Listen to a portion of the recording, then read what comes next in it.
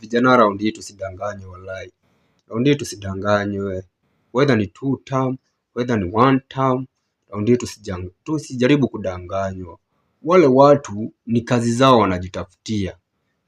Wewe amuka, enda hustle. Kama unafanya MJE, amuka uende MJE. Kama unafanya kazi kwa garage, amuka uende garo. Kama unauza mikate, amuka uende ukazungusha mikate. But this time usikubali kubebewa akili. Unabebewa akili aje na mtu mwenye unaandika kazi? Na ule mtu akishaingia pale anakusahau. Watu wangapi tumechagua wakishaingia kwa hizo vitu wanatusahau? Mimi nakuambia aje, wewe weka God fao, fanya hustle yenye unafanya. Wewe unakosa kwenda hustle, uende ukachagua mtu, uende ukaandike mtu kazi. Halafu huyo mtu mwenye unaenda kuandika kazi after 2 years ana disappear. After 1 year tena anarudi. Sasa nani mwenye makosa?